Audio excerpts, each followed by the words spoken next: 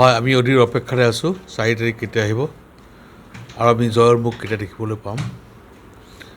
অহা তথা ভাৰতবৰ্ষৰ জনসাধাৰণে এইবাৰ কংগ্ৰেছ নেতৃত্বাধীন ইণ্ডিয়া এলায়েন্সক বিপুলভাৱে ভোটদান কৰিছে। আজি শেষ পৰ্যায়ৰ নিৰ্বাচনী প্ৰচাৰ আজি অন্ত পৰিছে। আজিও স্বতঃস্ফূৰ্তভাৱে সঁহাৰি দেখা গৈছে ভাৰতীয় জাতীয় কংগ্ৰেছ নেতৃত্ব ইণ্ডিয়া এলায়েন্সৰ প্ৰতি।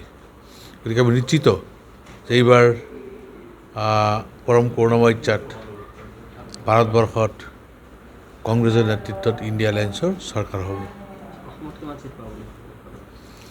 অসমত আমিতো ইতিমধ্যে আমি কৈ আহিছিলোঁ যে আমাৰ 5খন একেবাৰে 100% খাটাং আৰু 3টা আসন আমি পাম।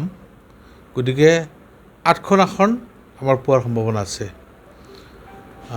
গতিকে নিশ্চিতভাৱে যোৱা লোকসভা নিৰ্বাচনত আমাৰ 3খন আসনত আমি সীমাবদ্ধ থাকিব লগা হৈছিলে। এইবাৰ নিশ্চয় আমি সেইটো পাৰ কৰি 8খন আসনৰ পোৱাৰ আশা হৈছে আৰু 2-3খন আমাৰ আশা আছে হয়তো আমি পাব পাৰোঁ।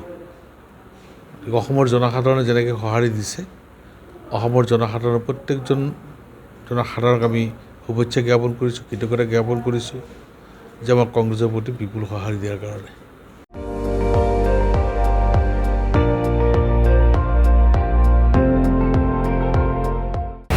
আপুনি চাই আছে ND24, সৰ্বশ্ৰেষ্ঠ নহয় সৰ্বোত্তমৰ দৌৰ।